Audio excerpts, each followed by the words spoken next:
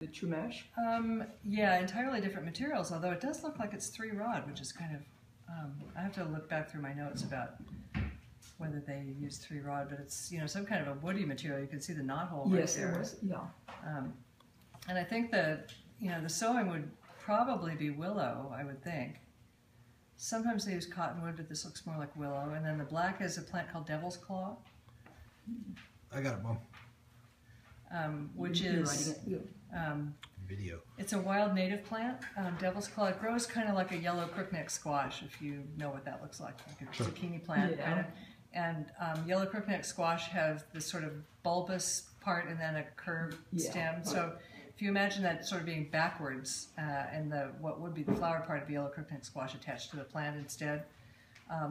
When that fruit dries, it turns black, all the skin comes off, and it has this oval part, and then these 2 big long claws that were, like the neck, split open.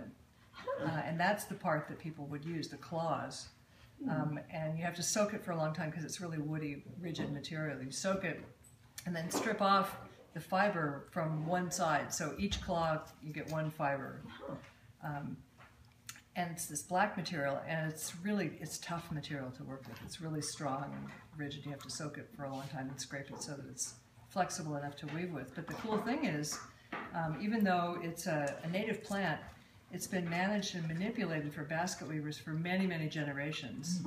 So they would take the plants that had the longest, best claws and replant the seeds so that it would grow again the next year, and keep, managing it in that way so that it would get the best possible material. And so it's like a domesticated form of this wild, original native plant, and it's so different from the wild form. It has white seeds instead of black seeds, and it has these big long claws and so on. The botanists actually have now classified it as a separate subspecies. It's almost like a forced natural selection. Right. Interesting. Right. Huh. Yeah, sort of like, we've selected for certain features in domesticated plants that we grow. Absolutely fascinating. Huh. So, yeah, so that's what the black is. And that's used by a lot of tribes in the Southwest, Pima, Papago, Apache. You get it out even into California, Chemehuevi, people along the Colorado River, some people in the Great Basin, Southern Great Basin also use it. And you're guessing Pima?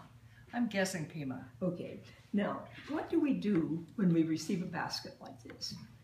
If it's not chumash and we can't share it as being, or exhibit it as being chumash, what would we do? Do we... Ray Drever was a local